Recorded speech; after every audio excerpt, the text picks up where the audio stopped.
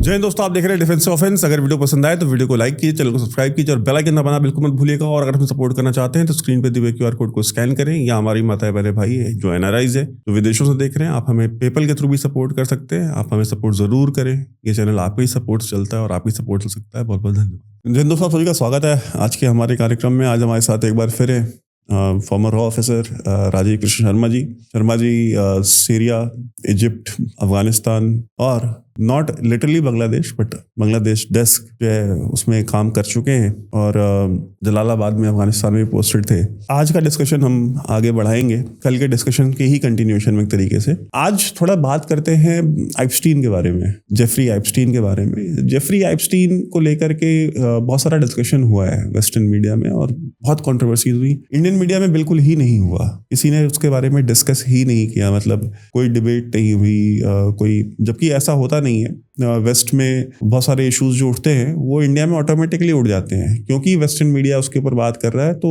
Out of inferiority complex कह लीजिए, कुछ भी कह लीजिए, इंडियन मीडिया उसके बारे में बात करना शुरू कर देता है। जेफरी आइपस्टीन के बारे में बात बिल्कुल नहीं होती है। एक चीज तो ये है। दूसरा, आइपस्टीन का रिश्ता बहुत डूबियस सा लगता है मोसाद के साथ, क्योंकि एहद बराक जो कि इजराइल के प्राइम मिनिस्टर भी थे और इजराइल डिफेंस फोर्सेस के चीफ थे, और उनकी जो एक एलीट यूनिट है सीरत मतकाल जो कि मोसाद के साथ कोलैबोरेट करके ऑपरेशंस रन करती है, उसको भी उन्होंने हेड किया हुआ था। तो इसका मतलब है कि वो जब आईडीएफ में थे भी, लगभग 35 साल उन्होंने आईडीएफ में नौकरी की, तो भी वो मोसाद के साथ काफी क्लोजली काम कर रहे थे। एक फॉर्मर सीआईए ऑफिसर ने यहाँ तक बोला कि एक नॉर्मल एलिमेंट्री स्कूल का टीचर आइपस्टीन जैसा, वो अचानक से उसके पास इतना पैसा आ जाता है कि वो न्यूयॉर्क में अपना मैंशन बना लेता है, एक पूरा का पूरा आइलैंड खरीद लेता है प्राइवेट, और जो हू है न्यूयॉर्क की जो एलीट सोसाइटी का, वो सारे के सारे उसके घर में पार्टियां करनी शुरू कर देते हैं। तो कहते हैं ये हुआ कैसे? तो ये उन्होंने जो सीआईए ऑफिसर ने एलिज किया वो ये किया कि एहूद बराक ने बेसिकली प्लांट करवाया था जेफरी आइपस्टीन को अमेरिका में। और फिर बाद में हमने देखा कि एहूद बराक की फोटो भी लीक हुई जब वो प्राइम मिनिस्टर नहीं थे, बल्कि फॉर्मर प्राइम मिनिस्टर थे। जेफरी आइपस्टीन के घर पे जाते हुए उनके उसके घर के बाहर उनकी एक फोटो खींची गई, जो फोटो अवेलेबल है, आप कोई भी देख सकता है, और मुंह पे मास्क लगा के जा रहे थे। ये भी उस फोटोग्राफ में क्लियरली आपको दिखता है। दूसरा, उन्होंने एडमिट भी किया कि हाँ मैं आइपस्टीन के घर पे 2013 से 15 के बीच में, जबकि वो कन्विक्ट हो चुका था, उसके बाद भी मैं उनके घर पे जेफरी आइपस्टीन के मैं रहा हूँ कई बार। एक बार उसके आइलैंड पे भी मैं गया था, जो उन्होंने एडमिट किया। योनी कोरेन जो है वो कोवर्ट ऑपरेशंस मोसाद के, उसको उन्होंने हेड भी किया, और बहुत सारे कोवर्ट ऑपरेशंस, वेटरन कहे जाते हैं वो, कि बहुत सारे कोवर्ट ऑपरेशंस उन्होंने रन किए मोसाद के लिए, और बहुत लॉन्ग टर्म क्लोज एड भी थे एहूद बराक के, उन्होंने भी एडमिट किया। Ram Ben Barak, deputy director of Mossad, उन्होंने भी ये एडमिट किया कि हाँ मैं उनके घर पे रहा हूँ आइपस्टीन के। तो ये सिर्फ कॉन्स्पिरेसी तो नहीं है। अगर इतने वेटरन्स मोसाद के, डिप्टी डायरेक्टर, खुद एहूद बराक जैसा फॉर्मर प्राइम मिनिस्टर, अगर ये सारे उसके घर पे जा करके रह रहे हैं, और इन सब ने एडमिट किया कि we have lived for weeks, हफ्तों, जैसे कोई भी आपके घर आए, कोई दोस्त है, जानने वाला है, उसको कोई एक आध दिन के लिए रहना है, तो आप उसको कह देंगे ठीक है एक आध दिन आप हमारे यहाँ रह लो। बट हफ्तों तो आप उसी को अपने घर में रख सकते हैं ना, जिसको आप बहुत क्लोजली जिसके साथ एसोसिएट हो, जो आपके दोस्त से ज्यादा भाई बन जाए कि नहीं यार चलो दोस्ती नहीं है तो मेरा भाई है, तो आप महीनों, आप हफ्तों उसको रख लेंगे। तो ये अनफाउंडेड तो नहीं है, ये कोई कॉन्स्पिरेसी तो नहीं कह सकते। ये तो फिर है कि भाई उन्होंने तो फिर आइपस्टीन के थ्रू, ये बात सही है कि उन्होंने जो वहाँ का जो एलीट है, चाहे वो पॉलिटिकल हो, चाहे वो कॉर्पोरेट हो, चाहे वो उनके एंटरटेनमेंट इंडस्ट्री का हो, सबको ही कॉम्प्रोमाइज किया हुआ, बिकॉज सारे ही न्यूयॉर्क में रहते हैं, एलीट तो सारा वही है। जो भी इस इंटेलिजेंस की प्रोफेशन में लोग सीरियसली डिवोटेड होते हैं, काम को थोड़ा संजीदगी से करते हैं, शिद्दत से, उन्हें काफी समय से पता था इस ऑपरेशन के बारे में। एप्स्टीन उसका एक मेजर आइकॉन है, लेकिन वो ऑपरेशन बहुत ज्यादा बड़ा है। उस इन्फ्लुएंस ऑपरेशंस कहते हैं, जैसे डायरेक्ट एक्सेस उस मटेरियल कॉम्प्रोमाइट को क्रिएट कराने के लिए डायरेक्ट एक्सेस एजेंट जो आपको वो कॉम्प्रोमाइट उपलब्ध करा सके, जिसके द्वारा आप डिसीजन मेकिंग को इन्फ्लुएंस कर सके। इसको समझने के लिए जो बैकग्राउंड है वो ये है कि कैंप डेविड अकॉर्ड के बाद इजराइल को लगा कि अमेरिका तो अगर शांति करा देगा तो हमारा वो जो ग्रेट इजराइल का प्रोजेक्ट है वो रह नहीं पाएगा। कैंप डेविड अकॉर्ड थोड़ा हमारे व्यूअर्स को शॉर्ट में समझा दीजिए कि क्या था वो यही था कि जो प्री एग्जिस्टिंग बाउंड्रीज थी उनकी पहले की, उन बाउंड्रीज के हिसाब से इजराइल और फिलिस्तीन दो अलग अलग देश बन जाएंगे। लॉन्ग टर्म ये सोल्यूशन था उस बात का और उस पर एग्रीमेंट हुआ था। तो उस एग्रीमेंट के विरोध में बेंजामिन नेतन्याहू को लगा कि वो अपनी राजनीति अच्छे चला सकते हैं, तो तभी से उन्होंने एक क्लीन ब्रेक डॉक्ट्रिन फ्लोट करी कि नहीं, ये कैंप डेविड अकॉर्ड जो है ये इजरायली इंटरेस्ट को कॉम्प्रोमाइज करता है, तो हम इसको नहीं मानेंगे। और उसके चलते वो क्लीन ब्रेक डॉक्ट्रिन अडॉप्ट करने के बाद उन्होंने ये गो अहेड दिया था कि रॉबर्ट मैक्सवेल जो ऑपरेशंस मोसाद के लिए करते थे यूरोप में, उन्हीं ऑपरेशंस की एक सब्सिडियरी यूनिट अमेरिका में भी चलाई जाए। रॉबर्ट मैक्सवेल 60s से ही इस तरह के ऑपरेशंस करने के लिए जाने जाते हैं, खासतौर से जो इंटेलिजेंस कम्युनिटी के हार्डकोर ऑपरेटर्स होते हैं। हार्डकोर ऑपरेटर्स के बीच में इस तरह के लोगों से बच के रहने का एक बहुत प्रोमिनेंट कोड होता है कि यार अगर कभी भी इस तरह के लोग आपको अप्रोच करेंगे तो by all cost avoid these people because they are known peddlers of not just intelligence but they are known for creating this compromise and they have various channels for doing it. So it is now well known to everybody that Robert Maxwell had been a very prominent Mossad agent who was production desk of compromat for Europe. And when I say Europe, it includes all the major institutions, it includes all the monarchies, it includes all the important countries. So Robert Maxwell's daughter was given this task of grooming our Epstein, their Epstein that we all know. So Ghislaine Maxwell ने उनकी जो बिटिया थी उसने Epstein को groom किया और फिर उस ऑपरेशन की एक इकाई न्यूयॉर्क में स्थापित करने के लिए जो ओल्ड बनी न्यूयॉर्क फैमिलीज हैं, जो मोसाद की पुरानी लॉन्ग टर्म उन्हें आप कह सकते हैं स्लीपर सेल्स कह सकते हैं आप उन्हें, तो उसमें लेक्स एनीवे नाम लेने से कोई फायदा नहीं है, लेकिन एक बड़ा नेटवर्क उन लोगों का था जिन लोगों ने अपने पैसे का एक्सेस पावर ऑफ अटॉर्नी बना के और दिया एप्स्टीन को इस पूरी जानकारी के साथ कि एप्स्टीन वो ऑपरेशंस अरेंज करेंगे, एक पूरा नेटवर्क ऑफ ऑपरेशंस जिसमें घिनौनी बातें हैं, वो सब बहुत ज़्यादा घिनौनी बातें हैं। उसमें सभी को पता है क्या हुआ है, ऑनलाइन सब कुछ मटेरियल अवेलेबल है, लेकिन जो हमारे लिए बहुत ज़्यादा चिंता का विषय है वो ये है कि उस पूरे ऑपरेशन में उन्हें उस लेवल की कामयाबी हासिल हुई है कि जिसके चलते उन्होंने अमेरिका की 2-3 प्रेसिडेंसीज खत्म कर दी हैं। हम कल बात किए थे कि मोनिका लेविंस्की को वहाँ पे एस्टैब्लिश करा था, और एप्स्टीन के आने के बाद से पिछले 20 साल में जो ग्लोबल इवेंट्स को शेप करने के लिए उनका इस्तेमाल हुआ है, और उसके लिए जिस तरह का मॉडलिंग एजेंसी से लेके, ऑर्फनेज से लेके, डॉक्टर से लेके, डेंटिस्ट से लेके, वो जो पूरी एक बहुत घिनौनी और भयावह पिक्चर है बच्चियों का यौन शोषण करने का, जो एक पूरा बहुत ग्लोबल एक ऑपरेशन था जिसमें यूक्रेन से रेफ्यूजी बच्चियां वगैरह वगैरह वगैरह, तो उसमें बहुत ज़्यादा गहरा पेनिट्रेशन न सिर्फ पॉलिटिकल सर्कल्स का, बिजनेस सर्कल्स का और टेक्नोलॉजी सर्कल्स का, बट इवन इंटेलिजेंस एजेंसीज का और सिक्योरिटी अपरेटस का और डिफेंस के पर्सनल का भी हुआ है। आपने एप्स्टीन की फोटो देखे होंगे, वो कभी एडमिरल की तरह ड्रेस करके पार्टीज होस्ट कर रहा है, ऐसा लग रहा है कि कुछ नहीं। तो उसने बहुत लेवल पे ये इन्फिल्ट्रेशन ऑपरेशंस अपने रन किए और सक्सेसफुली उन लोगों तक उन्होंने उस तरह का एक्सेस बनाया जिसके बारे में वो ईमेल्स हैं कि ब्रिटिश रॉयल फैमिली के जो अंतरतम थ्रोन वाले कमरों पे उसको एक्सेस था और वो रात को जाके वहां पे अपने अय्याशी कर रहे हैं अपने दोस्तों के साथ। तो उस लेवल तक उनका वो इन्फिल्ट्रेशन हो चुका था इंस्टीट्यूशंस। जब आप समझिए कि मोनार्की तो 1000 साल पुराना इंस्टीट्यूशन है ना, उस इंस्टीट्यूशन को जब वो करप्ट कर सकते हैं, जब मोनार्की के लोग तो पैदाइशी पैसे में होते हैं ना, पैसा प्रेस्टीज ये सब तो उन्हें मिला हुआ ही है, तब भी उनकी भूख खत्म नहीं होती और वो लोग बिक जाते हैं। वो प्रिंस एंड्रू की वाइफ लिटरली बैक कर रही है एप्स्टीन से कि तुम मुझसे शादी क्यों नहीं कर लेते, thank you for using me whatever right. तो बहुत ज्यादा नीच प्रवृत्ति के जो लोग नहीं होते हैं, उस तरह के लोगों के बीच में इस तरह के घिनौना एक उन्होंने षड्यंत्र करके, और एक ऐसी, अब उसके अलावा कोई शब्द है नहीं कि एक ऐसी आसुरी संस्कृति को स्थापित करने का प्रयास किया है जिसमें जो दिखता है और जो होता है वो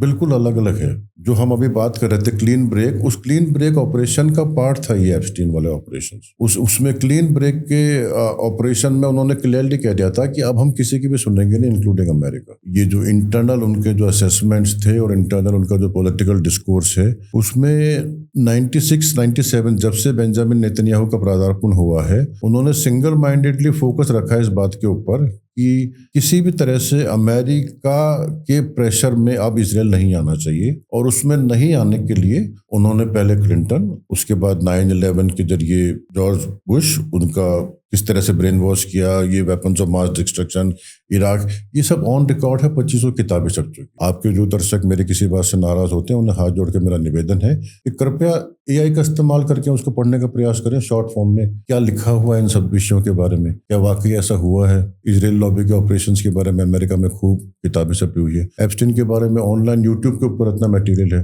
हम डिस्कस कर रहे थे विटनी वेब के, उसने 3-3 घंटे पुराने बड़े पॉडकास्ट किए हैं, उसमें डिटेल्स हैं। विटनी वेब के पॉडकास्ट जाके आप देखेंगे तो आपको एप्स्टीन के बारे में इतनी ज़्यादा जानकारी उसके नेटवर्क के बारे में मिल जाएगी कि शायद 3 दिन भी कम पड़े उसे समझने के लिए। बड़ी बड़ी किताबें लिखी हुई इस विषय में। तो अब ये इंटेलिजेंस का विषय नहीं है, ये पब्लिक डिस्कोर्स का विषय है। जो इंटेलिजेंस का विषय वो ये है कि अभी भी इसको कवर कौन कर रहा है। हो तो गया ये और एक्सपोज भी हो गया, और एक्सपोज होने के बाद इसका इतना बड़ा जो कवर अप चल रहा है, जो आप बता रहे हो कि हिंदुस्तान में उसका नाम ही नहीं लिया जा रहा, तो ऐसी कौन सी शक्तियां हैं, कौन चला रहा है इस पूरे ऑपरेशन को कि इतना एक्सपोज होने के बाद भी उसके ऊपर अनेकों तरह के रहस्यमय तरीके से पर्दे डाल दिए जाते, और उनका अल्टीमेट गोल क्या है और किस लेवल तक किन किन देशों के अंदर इस तरह की घटनाओं के जरिए उन्होंने वो कॉम्प्रोमाइज अरेंज कर रखा है, और हमारे यहाँ पे उसके क्या रेपरकशन हो सकते हैं। मोस्ट इम्पोर्टेंट इन सब विषयों के बारे में बहुत सीरियसली हमें पुनर्निरीक्षण करने की जरूरत है, अपने जो संबंध है उनके साथ और अपने आप के साथ, क्योंकि ऐसा नहीं हो कि कहीं हम उसी तरह के षड्यंत्र के शिकार हो जाएं जिसका डोनाल्ड ट्रंप हो चुके हैं। कि डोनाल्ड ट्रंप कुछ भी कहें, लेकिन अंत में जब डिसीजन मेकिंग का मौका आता है, जो बेंजामिन नेतन्याहू कहते हैं वो डोनाल्ड ट्रंप को मानना पड़ता है, क्योंकि डोनाल्ड ट्रंप के बारे में बहुत सारा सामान उनके पास में है। एप्स्टीन की फाइल में सबसे ज्यादा बार उन्हीं का नाम है और उनका वो बहुत सारा सामान है। तो कभी भी अगर वो डोनाल्ड ट्रंप कोई ऐसा कदम उठाना चाहें, और उसी के चलिए जो आप बता रहे हैं कि ये जो मागा का जो कोर बेस है वो डोनाल्ड ट्रंप के खिलाफ हो गया है, टकर कार्लसन, मैगन केली, इसलिए हो गया क्योंकि वो जीती मक्खी नहीं निकली जा रही अब किसी से। It is too much in your I, like वो जो एविडेंस है ना उस विषय के, वो अब नकारे नहीं जा सकते कि डोनाल्ड ट्रंप एक कॉम्प्रोमाइज्ड राष्ट्रपति है, कि डोनाल्ड ट्रंप अमेरिका फर्स्ट का नाम लिया, लेकिन वो करता वही है जो इजराइल चाहता है। और डोनाल्ड ट्रंप को इस बात का न सिर्फ डर है कि वो एप्स्टीन फाइल और उसके डॉक्यूमेंट्स रिलीज कर देगा, बल्कि जानकार लोग ये भी कहते हैं कि नेतन्याहू ने 3 दफे उनको जान से मारने की धमकी भी दी हुई है निजी तौर पे उन्होंने। और उनके ऊपर जो वो बफेलो में एक अटैक हुआ था कान पे, जिसके बाद वो फाइट वाला फेमस वीडियो था, और उसको जिस तरह से कवर अप किया गया है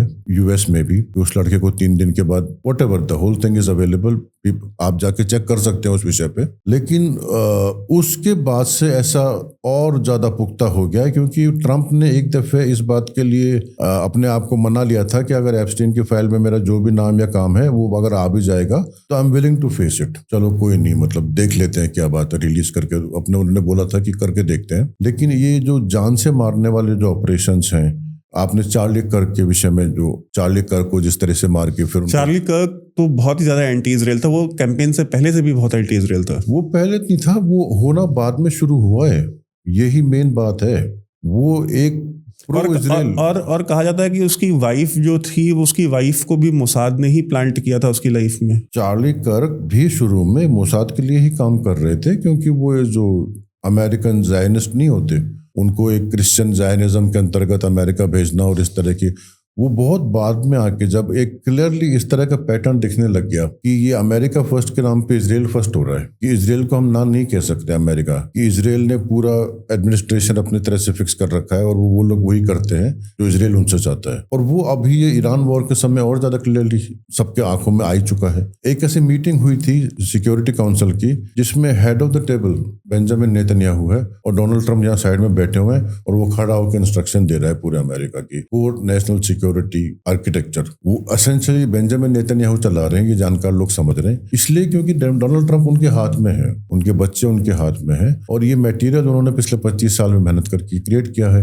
और सेम उसी तरह का मटेरियल दुनिया के बहुत लोगों के बारे में उनके बारे में है। और एप्स्टीन सिर्फ एक ऑपरेशन है, हो सकता है वैसे कई ऑपरेशन कई कंट्रीज में अभी भी चल रहे हो जो एक्सपोज नहीं हुए हो। सबसे ज्यादा चिंता का विषय अगर ऐसे कोई ऑपरेशन हिंदुस्तान में चल रहे होंगे तो। नहीं, मेरा अगला सवाल यही था, ये तो अमेरिका की हमने बात कर ली कि भाई अमेरिका में अगर इतना पेनिट्रेशन है, यूरोप में इतना पेनिट्रेशन है, जहाँ पे इंस्टीट्यूशंस बहुत पावरफुल इंस्टीट्यूशंस हैं, FBI हो चाहे CIA हो, ये आपको पसंद हो ना पसंद हो, लेकिन है तो बहुत पावरफुल इंस्टीट्यूशंस। उनके पास जो अथॉरिटी है, उनके पास जो एक्सेस है, उनके पास जो टेक्नोलॉजी है, उनके पास जो बजट है, उनके पास जो पूरा वेयर विदॉल है, वो तो कोई भी मैच नहीं कर सकता है। उसके बावजूद अगर वहां पे अगर इतना सक्सेसफुली अगर वो ऑपरेशंस कर ले रहे हैं और सिस्टम को कॉम्प्रोमाइज कर ले रहे हैं कि फॉर्मर CIA ऑफिसर्स जो कि थोड़ा सा भी अगर प्रो अमेरिका होके एंटी इजराइल भी नहीं, अमेरिकन इंटरेस्ट के चक्कर में अगर वो कहें कि नहीं भाई हम we don't have to agree with everything that Israel says, तो उनकी नौकरियां चली जाती हैं। अमेरिका जैसे देश में CIA उनके खिलाफ मुकदमे चलने शुरू हो जाते हैं। अमेरिका में जॉन क्रियाको का एग्जाम्पल सबके सामने है। पाकिस्तान में रह करके काउंटर टेररिज्म का भी काम किया है, अफगानिस्तान को भी देखा है,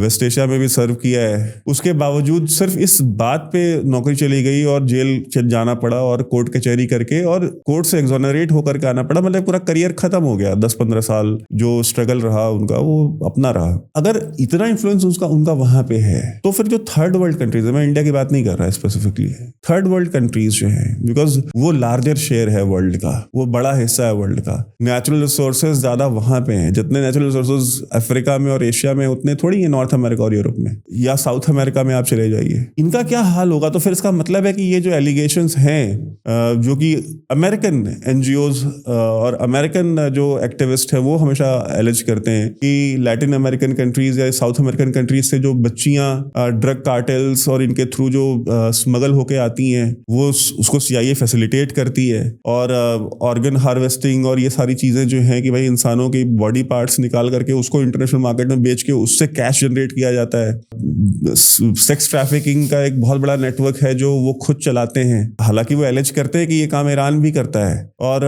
वो इसको इस तरह से डिफेंड भी करते हैं कुछ पुराने लोग ऑफ द रिकॉर्ड कि भाई देखिए ये तो काम जो है ना, ये तो काम ही ऐसा है, इसमें आपको कैश चाहिए तो कैश तो इलीगल कामों से ही जनरेट होगा। जैसे पाकिस्तान आर्मी है, दुनिया का सबसे बड़ा ड्रग नेटवर्क रन करती है। अफगानिस्तान में चरस पैदा होती है और वो उसको पाकिस्तान ला करके पूरी दुनिया में स्मगल करके उससे पैसा कमाते हैं। जो कैश जनरेट होता है और वो उस कैश से वो फिर अपनी ऑर्गेनाइजेशन लश्कर तैयबा जैसे मोहम्मद चलाते हैं। तो इंटेलिजेंस एजेंसीज तो भाई उनको तो कैश चाहिए, तो गवर्नमेंट कितना कैश दे सकती है, तो उनको तो कैश जनरेट करने के लिए इतना ये सब काम करने ही पड़ते हैं। तो फिर तो ठीक है, अगर ऐसा है तो फिर तो चाइल्ड स्मगलिंग भी ठीक है, ऑर्गन हार्वेस्टिंग भी ठीक है, ड्रग स्मगलिंग भी ठीक है। नहीं ठीक नहीं है। देखिए यही ना ये वो संक्रांति का समय होता है ना, जब शाम होते होते रात शुरू होने वाली है, उस तरह का समय है इस वक्त पूरी ह्यूमैनिटी के लिए, इंसानियत के लिए। और ये साइकिल्स हैं समय की, 80 साल की, 240 साल की, 600 साल की, 1200 साल की और 2400 साल की। अभी ये जो चल रहा है ये 2400 साल के बाद एक इस तरह का परिवर्तन का समय है जब सब कुछ बदलेगा। तो उस वक्त में दो मेन विचारधाराएं इस वक्त आपको जो हमारे डिस्कशन में जिस विषय में बात हो रही है उसमें एक का प्रतिनिधित्व कर रहा है इजराइल। एक besieged mindset, militant mindset, security mindset, मेरी रक्षा के लिए मैं पूरी दुनिया को खतरे में डाल दूं, कोई दिक्कत नहीं, इस तरह का माइंडसेट। उसके लिए मैं कितने भी विभत्स ऑपरेशन, भयावह ऑपरेशंस, लड़कियां, बच्चियां, कॉम्प्रोमाइज, एप्स्टीन वगैरह वगैरह, ये एक विचारधारा है। ये विचारधारा आधारित है कोलोनियलिज्म पे, ये रेशियल सुप्रीमेसी पे आधारित है। ये मान के चलती है कि हम श्रेष्ठ हैं, मतलब जूस, जायनिस्ट जूस, वो आत्मसात कर चुके हैं इस विचार को। सिस्टमैटिकली उन्हें करवा दिया गया है over a period of time कि दुनिया के सबसे श्रेष्ठतम हम ही लोग हैं, और ईश्वर ने हमारे साथ एक विशेष करार करके हमें अधिकार दिया है कि बाकी सभी लोग हमारी सेवा करें। पहले जब कैमरा नहीं होते थे तो उनके जो रब्बाइज और उनके जो टोरास के ऊपर जो प्रवचन देने वाले लोग होते थे ये आपस में बात करते थे, इसलिए बातें सामने आती थी, नहीं आती थी। अब ये क्योंकि कैमरास हैं तो उन रब्बीज की सारी बातें वो टोरास के ऊपर दिए गए उनके बयान और हम सब लोगों के विषय में, इंक्लूडिंग इंडियंस के विषय में, उनके जो एक्चुअल विचार है वो अब ऑन रिकॉर्ड है। अगेन यूट्यूब पे उपलब्ध है, कोई भी जाके सर्च कर सकता है। तो वो लोग एक्चुअली ये कहते हैं कि भगवान ने हमारे साथ ये विशेष करार किया है कि हम उनके आने का दोबारा इंतजाम करेंगे, सेकेंड कमिंग मसाया के आने की हम तैयार करके रखेंगे। उसके बाद वो मसाया हमारे लिए आएंगे और उसके बाद ये जो जायनिस्ट लोग हैं इन लोगों की एक ऐसी सत्ता बनेगी कि पूरी दुनिया फिर उनकी सेवा करेगी। हर एक इस तरह के जू को 2800 गुलाम गोयम मिलेंगे। गोयम, ये जो गोयम अपने लोगों के लिए उनके लिए वर्ड है कि जो जूस हैं वो तो हायर लोग हैं। गोयम का लिटरल मीनिंग एनिमल होता है, जानवर होता है। तो और अपन ये जो बाकी नॉन जूइश लोग हैं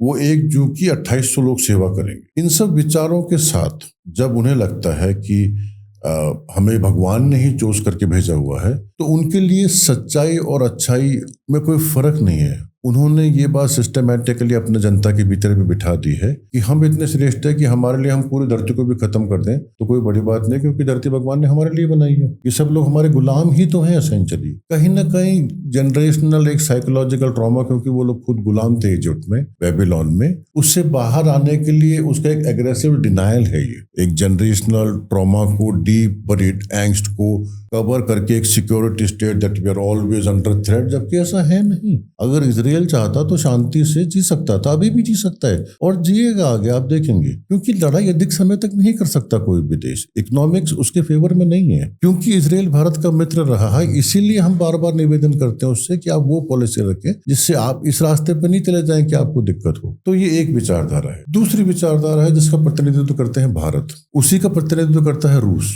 उसी का प्रतिनिधित्व करता है चीन, उसी का कुछ कुछ रिफ्लेक्शन है जैसे ईरान में। पुरानी सभ्यताएं हैं, सिविलाइजेशनल 5000 10,000 साल से चले आ रही हैं, रूटेड हैं, कल्चरल हैं, रिलीजियस बेस्ड हैं, मल्टी एथनिक हैं, मल्टी रिलीजियस हैं।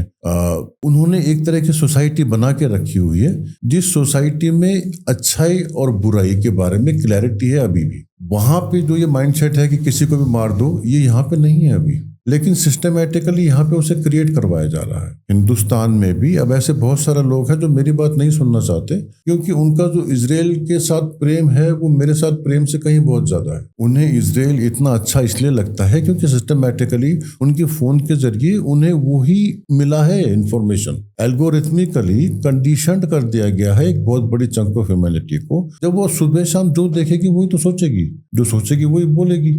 जब उसका एक्सेस ही उसी चीज के साथ है जो उसके फेवर को करता है, जो इजराइल के बनाए हुए एल्गोरिथम है, तो फिर और किसी वॉइस को डिसेंटिंग को रहने नहीं देंगे। अभी बेंजामिन नेतन्याहू ने खुद अमेरिका में खड़े होकर बोला था कि इस वक्त सबसे बड़ा स्ट्रैटेजिक काम जो इजराइल ने किया है वो ये है कि हमने टिकटॉक को खरीद लिया। बोले अक्टूबर 7 के बाद टिकटॉक के ऊपर हमारी थोड़ी बदनामी हो रही थी और कुछ ऐसी इस तरह की बातें आ रही थी, हम कंट्रोल नहीं कर पा रहे थे, तो हमने पूरे टिकटॉक को खरीद लिया। उसी तरह से वो पूरे अमेरिका में मीडिया में खरीद रहे हैं, लैरी एलिसन। तो उनका जो मॉडल है वो ये है कि किसी भी तरह से ये जो थोड़े से शायद 1.25 करोड़ जूस हैं और उसमें से जायनिस्ट हार्डकोर मेरे ख्याल से 60-70 लाख हैं। तो ये जो 60-70 लाख हार्डकोर जायनिस्ट जूस हैं, ये लोग एक बहुत ऊपर के पिरामिड के टॉप ऑफ द वो जो आई नहीं होती ऑल सिंग, वो आई है, और बाकी जो पूरी ह्यूमैनिटी है वो उनकी सेवा करने के लिए बनी है।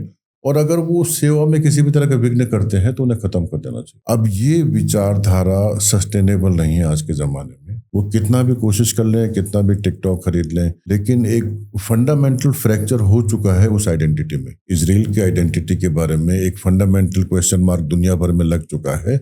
अब वो बहुत ज्यादा मुश्किल है कि उस तरह का इजराइल दोबारा बन पाएगा जैसा वो था। उसी वक्त अगर वो थोड़ा समझदारी से सोच के, बजाय ये फुल थ्रोटल गाजा में नरसंहार करने की, सिस्टमैटिकली 6 महीने के अंदर अगर सिर्फ हमास को डिसमेंटल करने के लिए कोवर्ट ऑपरेशन चलाते, 6 महीने के अंदर हमास को बहुत पूरी तरह से खत्म किया जा सकता था। कोवर्ट ऑपरेशन, पैसा, whatever, they had the capacity, but they wanted to establish the deterrence, they wanted to show to the world, they wanted to write the story book. वहीं वो जो मैसेज मैसियानिक ज़ील नहीं होती, उसके बारे में आपको बार बार कहता हूँ। एक साइकोलॉजिकल ट्रेट है, जिन लोगों को बार बार कह दिया जाता है कि आप भगवान का काम करने के लिए यहाँ पे आए हैं, वो उस बात के साथ इतना ज्यादा आइडेंटिफाई कर लेते हैं, उन्हें वास्तव में ऐसा लगता है कि भगवान ने ही हमें भेजा है। आप उसे किसी भी तरह के लॉजिक या रीजन से उस विचार से हटा नहीं सकते। तो ब्रीफली इस तरह के लैंडस्केप में हिंदुस्तान को बहुत ज्यादा आवश्यक है कि कम से कम अपनी सिक्योरिटी का जो को डिसीजन मेकिंग है वो अपने हाथ में रखे, और हमारे साथ डोनाल्ड ट्रंप और अमेरिका जैसा नहीं हो जाए, उसके प्रति बहुत ज़्यादा सचेत रहे। तो आपने जो मुद्दा उठाया है, तो फिर सारा तो मामला फिर एक्सेस टू इन्फॉर्मेशन का है। गूगल ऑलरेडी वो ओन करते हैं, मेटा वो ओन करते हैं। मेटा में आपका फेसबुक, व्हाट्सएप, इंस्टाग्राम सब कुछ आ गया। गूगल का तो मुझे कहने की ज़रूरत नहीं है, सारे एंड्रॉयड फ़ोन ही उन्हीं के हैं, सारा ओएस ही उनका है। उसके बाद गूगल खुद as in terms of platform, mode of communication, सबको पता है। सिलिकॉन वैली में जितने उनके स्टार्टअप्स हैं, और फॉर दैट मैटर जो तेल अवीव में जो स्टार्टअप्स हैं, और जो अचानक से तेल अवीव में एक स्टार्टअप बनता है, और एक नॉर्मल स्टार्टअप होता है, मतलब जैसे मान लीजिए कोई गूगल मैप टाइप का कोई स्टार्टअप है कि भाई वो मैप सैटेलाइट सर्विसेज प्रोवाइड करता है, वो बनता है वहां पे, और अचानक से कोई एक रैंडम अमेरिकन कंपनी या कोई बड़ी अमेरिकन कंपनी जैसे गूगल मैप जैसी कोई बड़ी कंपनी खड़ी होती है और उसको $500 मिलियन, $1 बिलियन, $2 बिलियन में एक्वायर कर लेती है। तो फिर अचानक दिमाग में ये सवाल उठता है, यार ऐसे स्टार्टअप तो दुनिया में ऑलमोस्ट हर देश में ही बन रहे हैं, क्योंकि वो कोई बहुत बड़ा रॉकेट साइंस है नहीं जो इंसान वो काम कर रहा है, जो जिसने वो ऐप बनाया है। तो इतने ओवरवेलमिंग प्राइस पे क्यों खरीदे जा रही है? तो क्या वो भी एक मोड ऑफ, दो पार्ट है, एक तो क्या वो मोड ऑफ फंडिंग है, पैसा देने का एक तरीका है कि आप इंडिविजुअल्स को, आपको रिच बनाना है, किसी भी मोसाद के आदमी के नाम पे आपने उसने एक ऐप बना दिया और उसके ऐप को गूगल ने, किसी ने $1 बिलियन, $2 बिलियन देकर के एक्वायर कर लिया, और $2 बिलियन जो है उसके पास पहुंच गए। अब वो $2 बिलियन लेकर के पहला काम क्या करता है, तेल अवीव छोड़ के वो पेरिस में या फ्रैंकफर्ट में या कहीं जा करके, या इंडिया में कहीं आकर के वो सेटल हो जाता है। तो क्या वो एक तरीका है वो फंडिंग का? एक तो ये, दूसरा कि अगर एक्सेस टू इन्फॉर्मेशन का ही अगर सारा मामला है, तो फिर हमारा तो एक 1.5 बिलियन का तो सारा इन्फॉर्मेशन है ही उनके पास, बिकॉज ऐसा कौन सा इंसान है जो फेसबुक, व्हाट्सएप, इंस्टाग्राम नहीं चला रहा या एंड्रॉयड फोन नहीं यूज कर रहा। आप एप्पल भी यूज करते हैं फोन में, तो आपको ये गलत फहमी है कि नहीं भाई मैं सिक्योर हूँ, मेरा डेटा सिक्योर है, बट एक्चुअली में जो बराक ओबामा ने बहुत एक हिस्टोरिकल बात कही थी कि you can't have 100% privacy and 100% security, defend करते हुए डेटा ब्रीच को कि भाई गवर्नमेंट जो है, बिकॉज अमेरिका में बवाल मच गया कि भाई गवर्नमेंट जो है ये तो हमारा कॉन्स्टिट्यूशन का वायलेशन है, फर्स्ट अमेंडमेंट का वायलेशन है, हमारी फ्रीडम जो है वो कॉम्प्रोमाइज कर रही है, हमारी प्राइवेसी कॉम्प्रोमाइज कर रही है, सरकार कैसे हमारा मैसेज देख रही है, फोन के अंदर झांक रही है हमारे। तो बराक ओबामा ने उसको डिफेंड करते हुए क्या बोला, फिल्मी dialogue, you can't have 100% privacy and 100% security, security के नाम पे बेच दिया। तो क्या सिक्योरिटी के नाम पे सब कुछ बिक जाता है? और हम तो देखते हैं सब कुछ ही बिकता है खैर सिक्योरिटी के नाम पे, बट सारा जो झगड़ा है और सारी जो पावर है, सारा जो इंटेलिजेंस का गेम है, सारा जो कॉम्प्रोमाइज है या सब कुछ है, ये सब बेसिकली सब डेटा ही है। मुकेश अंबानी जी ने कहा था ना कि data is the next gold, so is it? Data is the new oil. Data is a new oil. तो क्या यही है? फिर तो गेम ओवर है ना? फिर तो नहीं, गेम ओवर नहीं है। देखिए, दो बातें, एक तो वो जो आप फंडिंग के लिए कह रहे थे, नहीं, फंडिंग के लिए इतने इलेबोरेट स्कीम्स की जरूरत नहीं है। फंडिंग डिस्क्रीटली वो स्विस बैंक में एक अकाउंट नंबर दे दीजिए, वो स्विट्जरलैंड जाएगा, पैसा निकाल के अपना आराम से चला लेगा, या कि किसी शेल कंपनी में डाल देंगे। फंडिंग के लिए डेफिनेटली ऐसा नहीं होता है। होता क्या है कि जो ग्राउंड ब्रेक थ्रूज होते हैं वो बहुत रेयर होते हैं हर फील्ड के अंदर। मतलब कोई बहुत ब्रिलियंट पॉडकास्ट रोज नहीं कर सकता। ऐसे ही जो ऐप डेवलपमेंट है, जो डेटा सिक्योरिटी है, एनक्रिप्शन है, मिनिएचराइजेशन है, डेटा कंप्रेशन है, उसमें जो ग्राउंड ब्रेक थ्रूज होते हैं वो बहुत रेयरली होते हैं। अगर 100 स्टार्टअप्स हो रहे हैं तो 100 में से 85 स्टार्टअप फेल होते हैं, 10 बहुत ब्रेवली सर्वाइव करते हैं 5 साल, 5 थोड़ा सस्टेन कर पाते हैं, उसमें से शायद एक अच्छा निकलता है। बढ़िया, मैं करके देखा हूँ startup. I know the game from the inside, I know the game that the world has been played for the whole thing. मैं समझता हूँ उसको अंदर से स्टार्टअप के नाम पे क्या होता है। होता क्या है कि कभी कभी ऐसा एक ब्रेक थ्रू होता है, जो ब्रेक थ्रू के एप्लीकेशंस होते हैं डेटा को मैनेज करने के लिए। अब क्योंकि आपने डेटा और उस डेटा के न्यू ऑयल और ऑयल के साथ जुड़ी हुई जो साम्राज्यवादी मानसिकता, ये सभी समझने के लिए खोला है ये विषय। अभी हो क्या रहा है कि पूरी दुनिया का सारा डेटा कुछ बहुत कम कंपनियों के पास है, जिसका यूज करके उन्होंने और ऐसे टूल्स बना लिए हैं जिन टूल्स का कोई अब कॉरस्पॉन्डिंग इक्विवेलेंट और कोई बना नहीं सकता, क्योंकि उतना इंटेंसिव डेटा अवेलेबिलिटी किसी के पास है ही नहीं। ये एक स्ट्रैटेजिक मिस्टेक हो गई इंडिया से। चाइना ने नहीं करा ऐसा, रशिया ने भी नहीं करा, ईरान ने भी नहीं करा। हमें ऐसा लगा अमेरिका के साथ दोस्ती के चलते कि हमें कर लेना चाहिए ऐसा। तो अभी एक्चुअल सिचुएशन क्या है कि हमारा जो डेटा सॉवरेनिटी का कॉन्सेप्ट है वो ऑलमोस्ट ब्रीच्ड की थ्रेशोल्ड पे है कि अगर हमारे एडवर्सरीज या हमारे फ्रेंड्स और एलाइज अगर चाहें तो हमारे लिए इस तरह के सिचुएशन क्रिएट कर सकते हैं जिसमें हमारे कोर सिस्टम्स हैंग हो जाएंगे at the moment of their choice, because they are controlling a lot of it through their systems. Microsoft के कंप्यूटर चलते हैं सब जगह। विंडोज के अंदर 25 तरह की वल्नरेबिलिटीज, जीरो डे हैक्स अभी भी अवेलेबल है और उन लोगों को पता होता है, राइट। तो यही वो समय है, हम कल भी इस विषय में बात किए थे कि इसके जो संजीदगी के साथ एक असेसमेंट करके कि वाकई हमारे लिए इतना बड़ा खतरा है, उससे निपटने के लिए हमें ये कार्रवाई वो न करके और उन लोगों को और एक्सेस हमारे यहाँ देना और उन लोगों को यहाँ पे लेके आ जाना कि तुम हमारे यहाँ पे डेटा सेंटर्स बनाओ, वो पानी खराब करेंगे यहाँ पे आके। ये जो इन्वेस्टमेंट के नाम पे डेटा सेंटर्स बनाएंगे ये सस्टेनेबल नहीं है। एआई का जो अमेरिकन मॉडल है वो बिल्कुल भी सस्टेनेबल नहीं है, वो एक एनर्जी गजलर है। पर क्वेरी उसको रेस्पॉन्ड करने के लिए जितनी ऊर्जा चलती है उतना पैसा कभी भी कमा नहीं पाएगा ओपन एआई। ओपन एआई की बैंड बजना तय है। ओपन एआई कभी भी सस्टेनेबल बिजनेस था ही नहीं, वैसी जैसी ये सारे स्टार्टअप सस्टेनेबल बिजनेस नहीं थे। ये एक बहुत global multi level marketing scheme थी स्टार्टअप के नाम, एक global pyramid scheme multi level marketing, जिसको नाम दिया गया स्टार्टअप, जिसको मैं कहा गया कि नया कुछ करा जाएगा। कुछ इनोवेशन हुआ, लेकिन ज्यादातर जो हुआ है वो पैसा खींचने का तरीका है, जिसमें लोगों को सपने दिखाए गए हैं, उनके इन्वेस्टमेंट करवाए गए हैं, उनके इन्वेस्टमेंट से कंपनीज का वैल्यूएशन करवाया गया है और उस वैल्यूएशन से उन लोगों को फायदा हुआ है जिन्होंने जैसे सिक्वोया वेंचर कैपिटल, ये जो वेंचर कैपिटलिस्ट फंड है। तो अल्टीमेटली इस पूरे फाइनेंशियल पिरामिड के पीछे जो शक्तियां ऑपरेट कर रही हैं वही वो शक्तियां हैं जो एप्स्टीन जैसे नेटवर्क को ऑपरेट भी करती हैं। और यहीं पे डेटा और डिजिटल कंट्रोल ग्रिड और sovereignty, national digital and physical sovereignty, ये तीनों विषय इंटरसेक्ट कर रहे हैं, क्योंकि वही शक्तियां अब डेटा के जरिए कोलोनियलिज्म 3.0 ऑलरेडी ला चुकी हैं। आज हमारा रॉ डेटा इंडिया से जाता है वहां, उस रॉ डेटा की सारी प्रोसेसिंग, उसका सारा एनालिसिस, उसके ऊपर सारे क्रंचिंग होती है वहां और हमारे पास आती है एआई बन के। और एआई का विज्ञापन और गूगल का विज्ञापन हमारे यहाँ होता है। हमारे यहाँ इस तरह का एक सिस्टम क्रिएट कर दिया गया है कि हम ऑलरेडी उतना सब कुछ उन लोगों को दे चुके हैं अपना कि कभी भी हम उसको वापस ले नहीं सकते। सिर्फ इतना कर सकते हैं कि उनसे बोले कि from here onwards let us have a sharing, एक रेवेन्यू शेयरिंग करो तुम सॉवरन।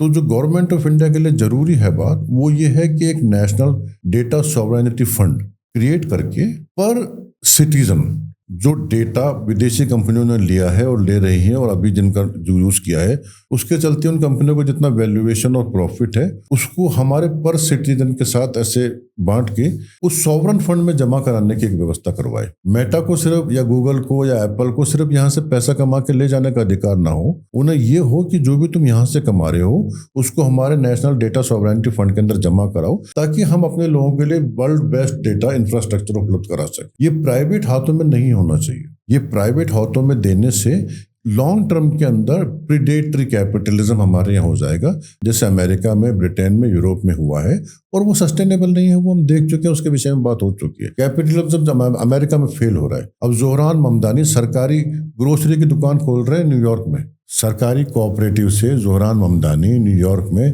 ग्रोसरी की दुकानें खोल रहे हैं क्योंकि न्यूयॉर्क में जो प्राइवेट ग्रोसरी ऑपरेटर्स हैं वो बहुत महंगा सामान बेच रहे हैं। तो प्राइवेट एंटरप्राइज का समय अब नहीं है। अब आगे गवर्नमेंट को वो इनिशिएटिव्स लेने पड़ेंगे जिसमें लोगों को रोजगार दिया जाए। उस रोजगार देने के लिए विदेशी कंपनियों से ये पैसा लिया जाए और देसी कंपनियों से भी। पेट्रोल के नाम पे हिंदुस्तानी कंपनियों ने जो पैसा कमाया है उनसे कहा जाए कि आपने कमाया उसका कम से कम आधा हमारे को इस फंड में दीजिए। हमारे लोगों के लिए एनर्जी सिक्योरिटी करवाने के लिए हम फंड बना रहे, एक नेशनल एनर्जी सिक्योरिटी फंड बनाया जाए, उन कंपनियों से पैसा उसमें लगाया जाए और वहां पे रिजर्वायर्स बनाया जाए तेल के, गैस के। इस तरह से काम करने से जो हमारे एक प्रिंसिपल पब्लिक प्राइवेट पार्टनरशिप है उसको वाइड करके यहाँ पे एक नेशनल डेटा मैनेजमेंट जो हमारा ऑलरेडी एनआईसी के नाम से चलता है उसी के पास अधिकार होना चाहिए कि हिंदुस्तानियों का कौन सा डेटा किस कंपनी के पास कैसा जाए, और जाना भारत के बाहर तो नहीं चाहिए। 100% एनक्रिप्टेड यहीं पर रहना चाहिए, और उन कंपनियों से नॉलेज शेयरिंग के बारे में बात होनी चाहिए। जो एनर्जी के बारे में और जो डेटा रिसोर्सेज के बारे में मैंने आपसे बात करी, ये डेटा सेंटर्स हिंदुस्तान में जितने ज़्यादा खुलेंगे उतना हमारे लिए बुरा है, क्योंकि इवेंचुअली बहुत ज़्यादा वेस्टफुल एक्सपेंडिचर है, और हमारे एनर्जी ग्रिड्स ऑलरेडी बहुत ज़्यादा, इलेक्ट्रिसिटी ग्रिड्स ऑलरेडी स्ट्रेंड है, ये बहुत ज़्यादा एनर्जी खींचेगी और आम लोगों को बहुत ज़्यादा परेशानी होगी। इवेंचुअली सस्टेनेबल बिजनेस नहीं है, कभी हो भी नहीं सकता है। AI is a good service to humanity, but it can be done by institutions like the government. ये गवर्नमेंट ऑफ इंडिया का एक सॉवरन AI प्रोजेक्ट हो सकता है, जिसमें वो हर तरह की AI सर्विसेज अपने सिटीजन्स को दे दे। प्राइवेट लोगों को अगर दे दी तो वो लोगों को ऑलरेडी इतना ब्रेन वॉश कर चुके हैं सोशल मीडिया के जरिए, उसमें अगर AI और आ गया तो गवर्नमेंट और सिटीजन्स के बीच का एक्चुअल जो कॉन्ट्रैक्ट है पिछले 50, 70, 100, 200 साल का, वो ब्रेक होने की स्थिति आ जाएगी, और वो बहुत ज्यादा भयानक होगा। तो गवर्नमेंट ऑफ इंडिया के लिए वो समय है कि वो शक्तियां जो युद्ध करवाती हैं, जो इस तरह के एप्स जैसे नेटवर्क करवाती हैं, जो डेटा सिक्योरिटी के नाम पे एक डिजिटल कंट्रोल ग्रिड करके आपके बटुए के पैसे भी अपने कंट्रोल में रखना चाहती है, जो प्रोग्रामेबल मनी लाना चाहती है, जो ऑलरेडी बड़े बड़े सपने दिखा के सबका जमीन हड़प जाना चाहती है, उन शक्तियों से भारत के गरीब जनता को बचाए। क्योंकि हमारी जनता मासूम है, वो समझते नहीं है डिजिटल के नाम पे उसके साथ अन्याय बहुत बड़ा हो चुका है। उस अन्याय को रोका जाए और उसको दोबारा अधिकार दिया जाए उस डेटा के बारे में जो यहाँ से बाहर जा चुका है, उसका पैसा वापस लाके एक नेशनल डिजिटल सॉवरन फंड में जमा कराया जाए। मैं इसमें एक चीज जो मेरा अगला सवाल है वो ये है कि आप कह रहे हैं कि एनवायरमेंटली जो है वाटर गजलिंग काम है, और ये एक पॉडकास्ट हो रहा था तो उसमें नितिन गडकरी से एक जो बंदा था सामने, उसने क्वेश्चन किया कि सर आप एथेनॉल ब्लेंडिंग के लिए आप कह रहे हैं, लेकिन एथेनॉल बनाने के लिए जिन क्रॉप्स का इस्तेमाल होता है जैसे गन्ना इत्यादि, कहते हैं ये सारी की सारी वाटर गजलिंग क्रॉप्स हैं, और एनवायरमेंटली ये डिजास्टर है। जिस एनवायरमेंट को बचाने के लिए आप एथेनॉल ब्लेंड करवा रहे हैं वो तो बर्बाद, इकोसिस्टम पूरा बर्बाद कर रहा है, क्योंकि एथेनॉल बनेगा कैसे अगर इतना पानी हम इस तरह की क्रॉप्स को पैदा करने के लिए अगर हम यूज करेंगे। तो जैसे उसने ये सवाल पूछा, अभी उसने सवाल कंप्लीट भी नहीं किया था, तो नितिन गडकरी ने जवाब में कहा कि ये तो ऐसा सब एंटी नेशनल लोगों का काम है, एंटी नेशनल लोग ये बोलते हैं। एंटी नेशनल लोग भी जेल को हराते भी है ना। नहीं तो ये मेरा सवाल ये है कि यहाँ पे तो अब ये सिचुएशन है ना कि उस लड़के का ना बीजेपी से लेना देना ना कांग्रेस से, उसका काम सवाल करना है, वो सवाल ही तो करेगा ना। हाँ, ये हमने देखा कि फिर उनके नितिन गडकरी का जो बेटा है उसकी कंपनी निकली जो एथेनॉल बनाती है, और उसके जो शेयर्स हैं वो कितने 100 गुना बढ़ गए 2 साल के अंदर। क्यों? क्योंकि एथेनॉल सप्लाई करती है और एथेनॉल की डिमांड अचानक से बढ़ गई मार्केट में, और आपको एथेनॉल मिक्स करना पड़ गया। और ट्रेजेडी देखिए कि आम आदमी की गाड़ी में अगर उसका इंजन खराब हो जाता है ड्यू टू एथेनॉल ब्लेंडिंग, तो जो उसकी जो वारंटी है वो कार कंपनियों ने कह दिया कि हम इसको कवर नहीं करेंगे, बिकॉज हमारी इंजन की वारंटी नॉर्मल ऑयल के लिए थी, एथेनॉल ब्लेंडेड ऑयल के लिए नहीं थी। अगर आप एथेनॉल ब्लेंडेड ऑयल डालते हैं तो you are on your own. लेकिन इंडिया में मीडिया में या कहीं पे भी इसके ऊपर कोई डिस्कशन या कोई डिबेट नहीं होती। अगर आप पूछ लेते हैं तो मंत्री जी खुद कह देते हैं कि आप एंटी नेशनल हैं। अब आम इंसान की गाड़ी अगर खराब हो जाती है, उसका इंजन खराब हो जाता है और उसको उसकी वारंटी भी नहीं मिलती, तो ये सवाल पूछना कि भाई उस इंसान का जो हार्ड अर्न मनी है उसके बारे में सवाल पूछना, अब ये एंटी नेशनल कैसे हो गया, अब ये मुझे नहीं पता। तो हमारे यहाँ तो गिरिराज सिंह करके एक हमारे केंद्र के मंत्री हैं, सांसद हैं वहाँ बिहार से, उनसे एक लड़के ने एक सवाल पूछ लिया कि जी आपकी कॉन्स्टिट्यूंसी में कुछ जुड़ा हुआ था, उनका सवाल कि आपके विभाग से जुड़ा हुआ जो विकास का कार्य है उसको, तो उन्होंने जवाब नहीं दिया। और जब वो कैमरा तो हट गया लेकिन माइक नहीं हटा था, तो उसको डांटते हुए कहते हैं तुम इतना नेगेटिव सवाल क्यों करते हो जी।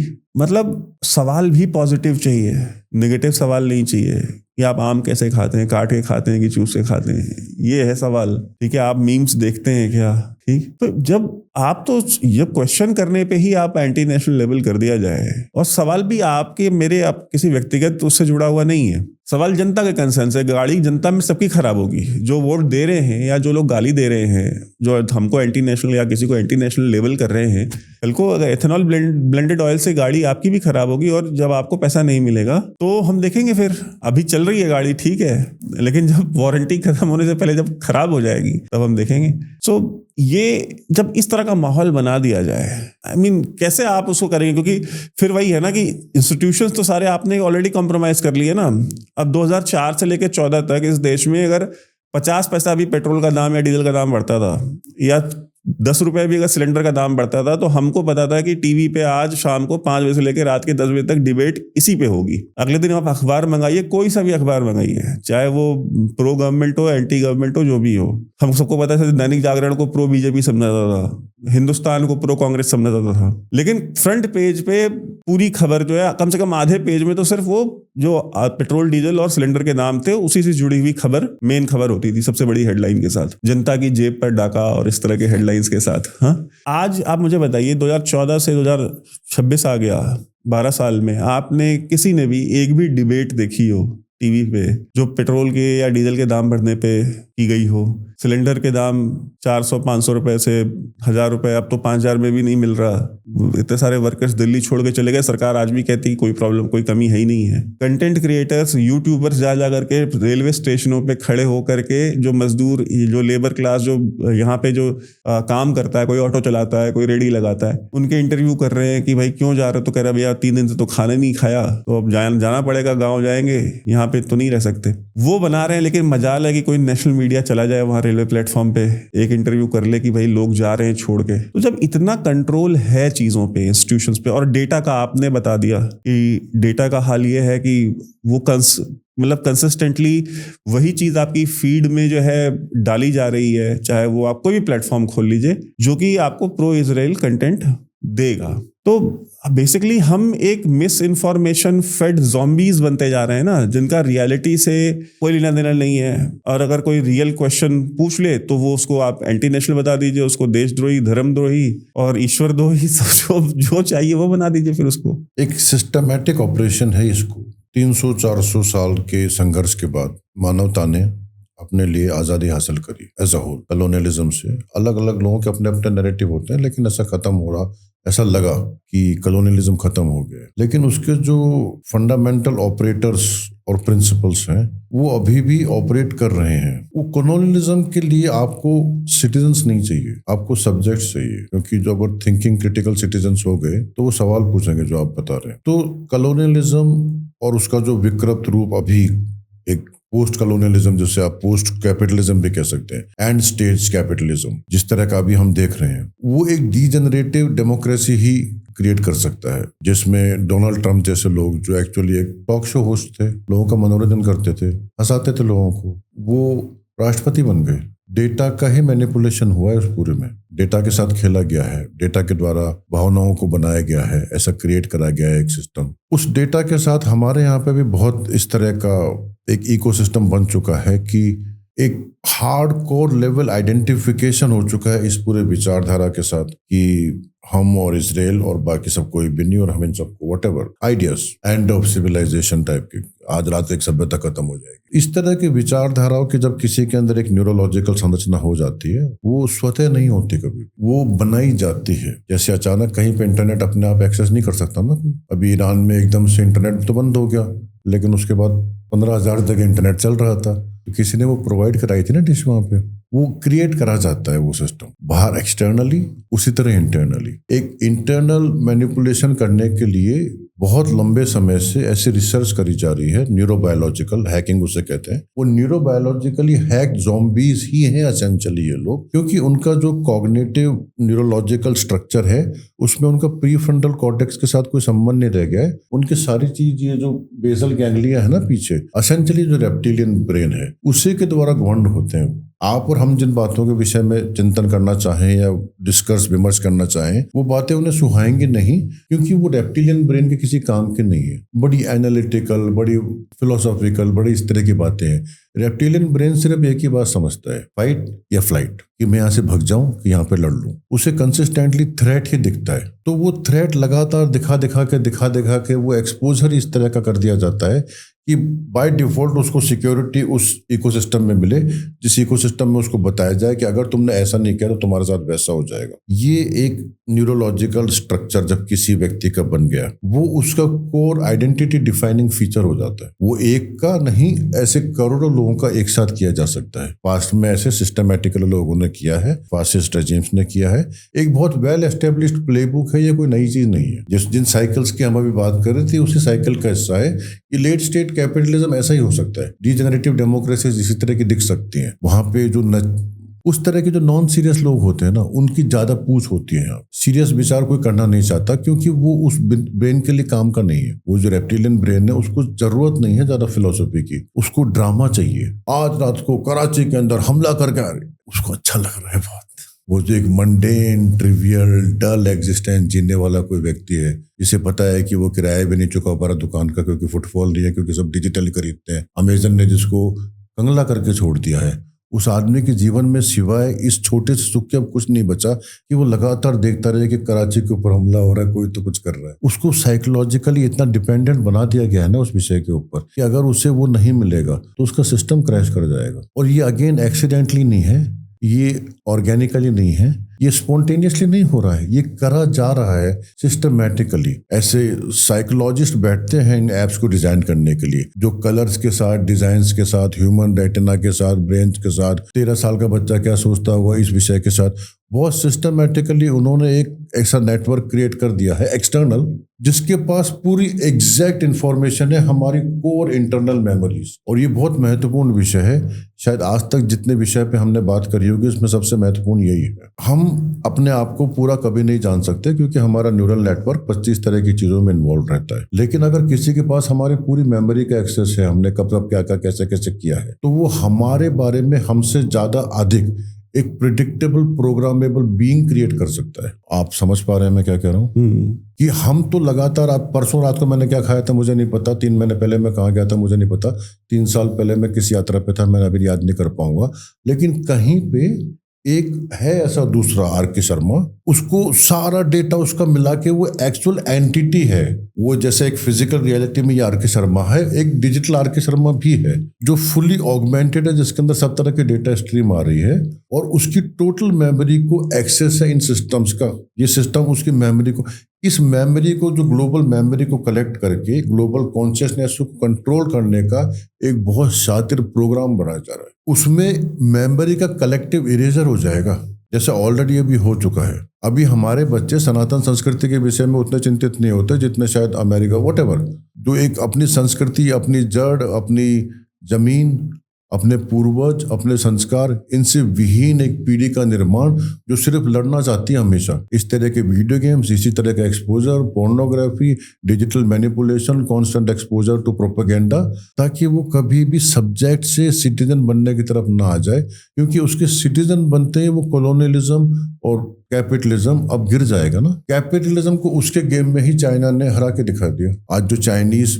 इलेक्ट्रिक व्हीकल्स हैं, उनकी जो BYD कंपनी की कारें हैं, वो टेस्ला से ज्यादा बेहतर है, पूरी दुनिया को पता है। कनाडा में बिक रही है BYD की कारें, अब हिंदुस्तान में नहीं बिकने देंगे वो, हमको मजबूरन टेस्ला खरीदने पड़ेगी, क्योंकि हम कॉलोनी हो चुके हैं, क्योंकि हमारा डेटा उनके पास है और ये डेटा हर तरह का है, हर तरह का। वो हर एक वेब ऑफ सिंह है उनके पास।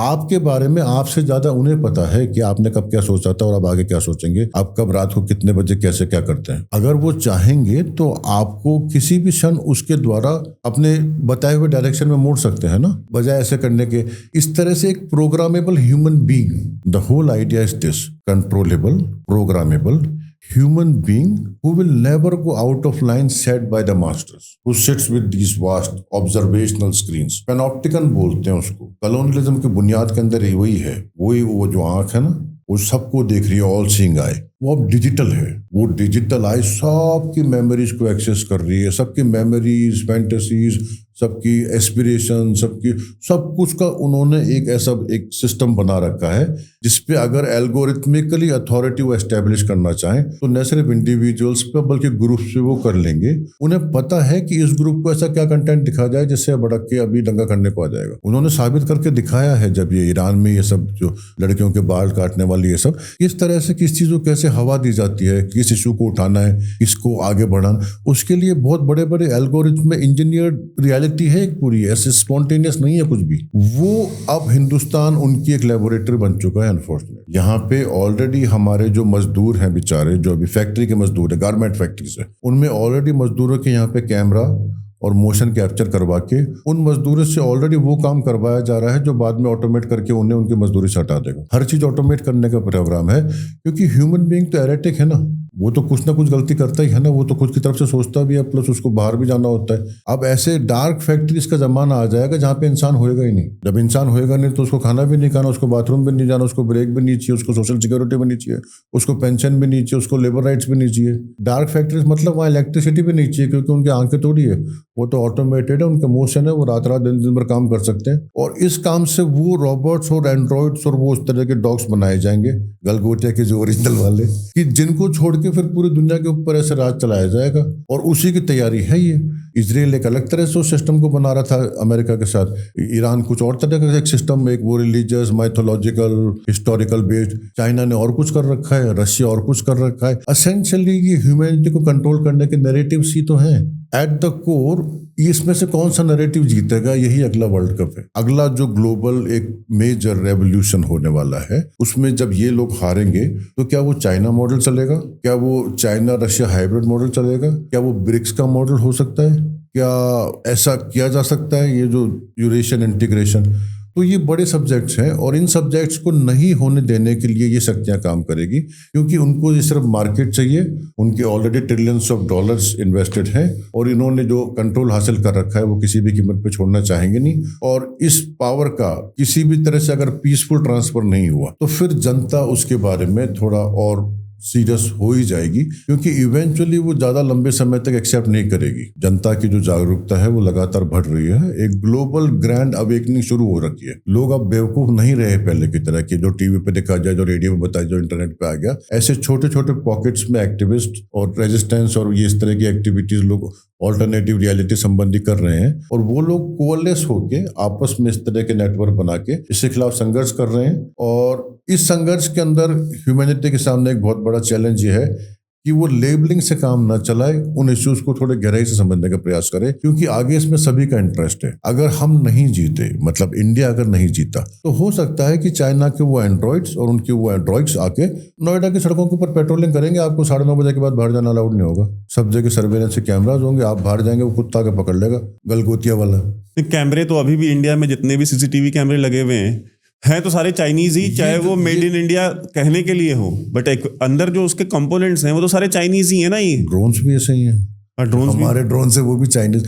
लेकिन मैं उससे ऐसा नहीं समझता। देखिए, ये स्ट्रैटेजिकली इस तरह की सिचुएशन डेवलप हो चुकी है। कई लोग उस thinking outside of the box जिसे कहते हैं ना, उसे एक्सेप्ट नहीं कर पाते कभी कभी। एक ये बहुत हार्डली इनग्रेन्ड नैरेटिव है कि चाइना हमारे शत्रु ही है। हाँ है शत्रु, लेकिन इस वक्त वो इतना ज्यादा पावरफुल है कि हम उससे लड़ नहीं सकते। ये अंदर की बात, विन विन नहीं हो पाएगा। लूज लूज डिस्ट्रक्ट, तुमने हमने मार दिया, हमने तुम्हें मार दिया, तुम हमें न्यूक कर दो, हम तुम्हें न्यूक कर दे। वो क्या सोल्यूशन है क्या किसी बात का? वो क्या भविष्य है क्या हिंदुस्तान का? क्या चाइना वास्तव में ऐसा चाहेगा कि हम दोनों एक दूसरे को नियुक्त करते हैं? ये इकलौता समाधान है।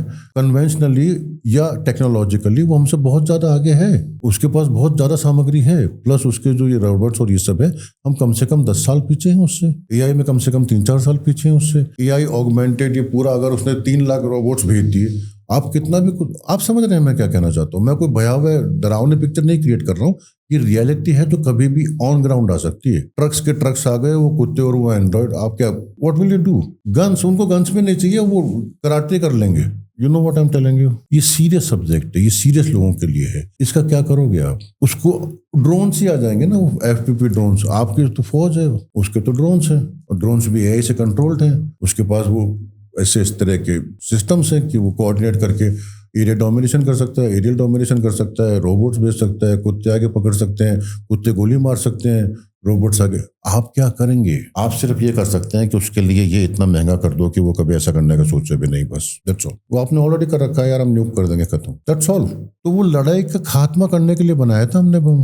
हिंदुस्तान जो दुनिया भर में अहिंसा का नाम लेके कॉलोनियलिज्म के खिलाफ लड़ा, उसने न्यूक्लियर बम इसलिए बनाया था कि अब हमें कोई इस तरह से परेशान ना करे, बस हम भी किसी को नहीं करेंगे। कुछ ऐसी शक्तियां हैं, वो शक्तियां जो ये एप्स्टीन क्लास ऑफ कैपिटलिस्ट, जो हथियारों में भी पैसा बहुत ज्यादा कमाया जिन्होंने अभी, जिनकी बड़ी बड़ी कंपनियां, रेथियन, ये सब जो कंपनियां हैं, वो लोग नहीं चाहेंगे ना कि शांति हो किसी भी तरह से, क्योंकि उनको तो वॉर में ही कमाई दिखेगी ना, तो वो हर बार वॉर करवाते रहे ना। 300 साल का तो इतिहास है। अगेन इंटरनेट के ऊपर तो सारा उपलब्ध है ही ना, अब ये कोई इंटेलिजेंस तो है नहीं ना, ये सबको पता है कि ऐसा है।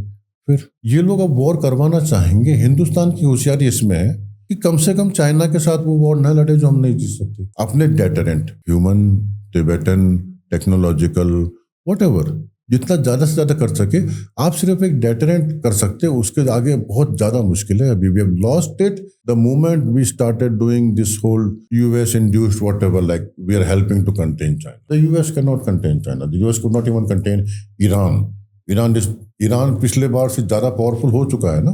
उनका सारा टेक्नोलॉजिकल एडवांसमेंट, वो शिप और वो जहाज और B-2 बॉम्बर, वो घर चले जाएंगे थोड़े दिन के बाद। जेरार्ड फोर्ड जो उनका एक कैरियर बैटल ग्रुप है, सबसे दुनिया का महंगा एयरक्राफ्ट कैरियर है, उसको उन्होंने डैमेज कर दिया। और उसको जो मिलिट्री एक्सपर्ट्स हैं, इंडियन नेवी के फॉर्मर ऑफिसर से मेरी बात हो रही थी, तो मैंने पूछा उनसे कि मतलब वो दोबारा रिकमीशन कब हो सकता है, डिप्लॉयमेंट उसकी कब हो सकती है। तो बोले जितना डैमेज हुआ है कहते हैं कम से कम 1 साल लगेगा। मतलब दुनिया का सबसे महंगा एयरक्राफ्ट कैरियर 1 साल के लिए आउट ऑफ सर्विस कर दिया उन्होंने रैग टैग टेक्नोलॉजी से। मोटरसाइकिल का इंजन है उनके ड्रोन में, लिटरली मोटरसाइकिल का इंजन है। नया जो बैटलफील्ड है ना, उसमें मोटरसाइकिल का नहीं मोपेड का भी होगा तो चलेगा, सस्ता होना चाहिए, वॉल्यूम में खेलना है। ये लेफ्टिनेंट जनरल राज शुक्ला आए थे हमारे चैनल पे, अच्छा, उन्होंने ये बात बोली, और वो हमारे चैनल पे पिछले लगभग 3-4 साल से बेचारे वो एक ही बात कर रहे हैं, वो कि वॉल्यूम, प्रोडक्शन का वॉल्यूम इंक्रीज करना है, वॉल्यूम इंक्रीज। अच्छा, उनका वीडियो हम करते हैं तो वो जब ये बातें कर रहे थे, हम उस समय वीडियो कर, उस समय जाहिर सी बात है लोग नहीं सुनना चाह रहे थे उस तरह की बातें, लेकिन वो उस समय से 4 साल पहले से कंसिस्टेंटली लगे हुए थे कि नहीं, हमको मास प्रोडक्शन करना है, हमको R&D में पैसा डालना है, हमको स्मार्ट इन्वेस्टमेंट करनी है, हमको ये जो ऑर्डिनेंस फैक्ट्री बोर्ड ये वो जो भी नॉन प्रोडक्टिव लोग हैं उनको हटाओ। कहते हैं कि यार आप हायर करो, बेस्ट ब्रेन हायर करो दुनिया में जा करके, और उनको लेके आओ और ले आ करके उनको बोलो कि यार आप काम करो आप। और कहते हैं ये L1 का सिस्टम खत्म करो इंडिया में, कि यार ये L1 जो है ना, ये L1 ही एक सरकारी पॉलिसी बन गई है, तो सामान कैसा भी बने L1 होना चाहिए, लोएस्ट बिड होनी चाहिए। तो उस समय लोग नहीं कह रहे थे। अब आप देखिए, अगर उन्होंने अभी इस कॉन्फ्लिक्ट के बाद मैंने उनका फिर, चूंकि उन्होंने ये बातें डिस्कस की थी आज से 4 साल से बेचारे लगातार हमारे चैनल पे कर रहे थे, तो जब मैंने उनसे बात की तो उन्होंने कहा कि यार if you recall those videos, तो उस समय हम यही बात कह रहे थे। और आज की डेट में हमको ये है कि प्रधानमंत्री को चाहिए कि वो बुलाएं, DRDO को बुलाएं, HAL को बुलाएं, सबको बुलाएं और बोले कि भाई अगले 1 साल के अंदर मुझे 50,000 ड्रोन चाहिए, ठीक है, जिसमें छोटे FPV भी चाहिए, ये शाहिद ड्रोन जैसे भी चाहिए, और इतने मुझे क्रूज मिसाइल्स चाहिए हाइपरसोनिक। कहते हैं आज वो बोल दें कि भाई आप सब लोग काम पे लग जाइए और वॉर स्केल पे जो है आप इसको प्रोड्यूस कीजिए। कहते हैं कि ये करने वाली चीजें हैं ना, लेकिन क्या है कि भैया वो चीजें ना पॉपुलर नहीं है। पॉपुलर क्या है? पॉपुलर है कि हम ऑलरेडी हैं, हम ऑलरेडी कैपेबल हैं, हमको करना नहीं है, हम ऑलरेडी कैपेबल है, और हम कल चाइना निपटा देंगे, परसों रशिया निपटा देंगे, नरसों अमेरिका निपटा देंगे, और आधी दुनिया तो हम अभी बैठे बैठे इसी चैनल का इंटरव्यू खत्म होते होते निपटा देंगे हम।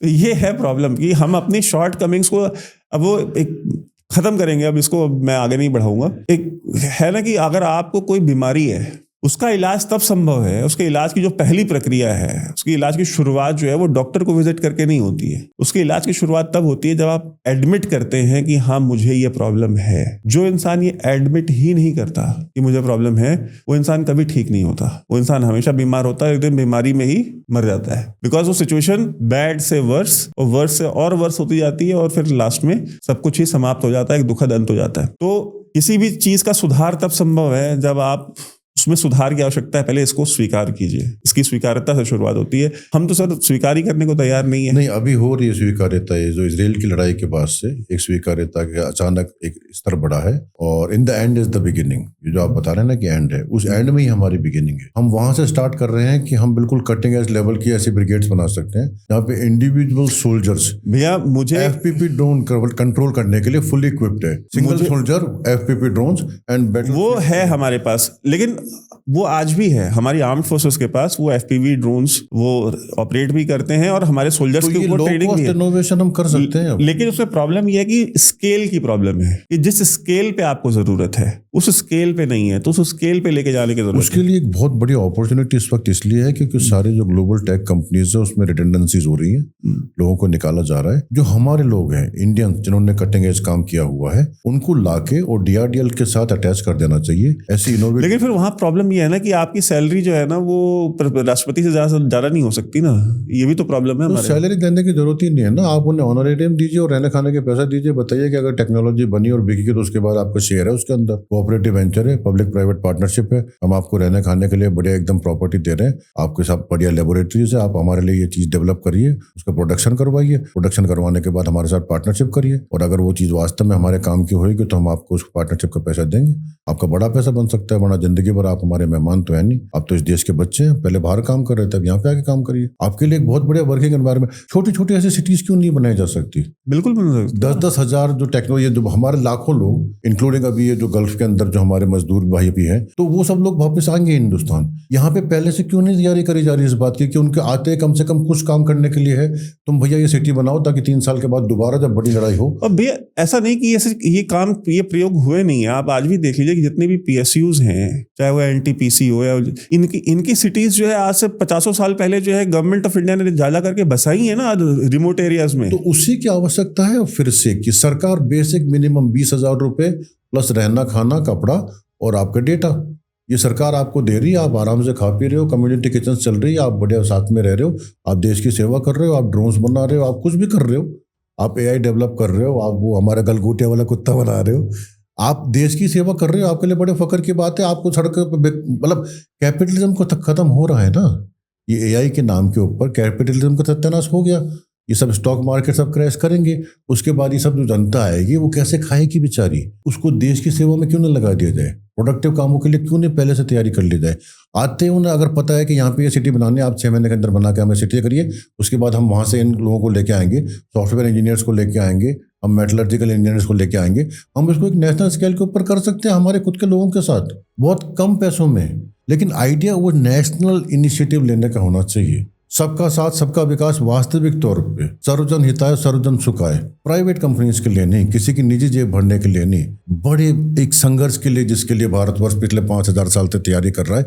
अगर इस बार हम हार गए तो आप समझ रहे हैं चाइना और पाकिस्तान और जो हमारी चारों तरफ जो परिस्थिति है, अगर हार गए तो फिर ये कभी दोबारा ये वाला हिंदुस्तान देख नहीं पाएंगे। ये भारतवर्ष की सभ्यता के लिए बहुत महान इस वक्त ऐसा भयावह क्षण उपस्थित है कि तुरंत हमने अगला 3 साल अपने आप को पुनः जागृत नहीं किया तो हम हमेशा के लिए सोने के लिए विवश हो जाएंगे। और उससे पहले जरूरी है कि हम जागे, लोगों को जगाएं और उस काम को कहने के लिए दबाव बनाएं। अपने अपने लोगों से, अपने अपने MLA से, अपने अपने MPs को चिट्ठी लेके सोशल मीडिया पर उन्हें टैग करें, उन्हें कहें कि we need these people who are coming back to India. मजदूर भाई भी, इंजीनियर्स भी, इंजीनियर जो भी आ रहा है उसके लिए जगह होनी चाहिए। तुम भटकोगे नहीं यहाँ पे कि दर दर मार रहे हो, फिर पता पड़ रहा है कि उसको एक्सप्लॉइट किया जा रहा है और प्राइवेट कॉन्ट्रैक्ट नहीं, ऐसा नहीं। एक नेशनल इनिशिएटिव का समय है, एक महान खतरा हमारे ऊपर ऑलरेडी है, सिविलाइजेशनल चैलेंज हम फेस कर रहे हैं और हमको नेशनली हर सिटीजन को उसके साथ मिलना चाहिए और उसके लिए अपनी तरफ को प्रस्तुत करना चाहिए। और मेरे ख्याल से जय मां, जय हिंद।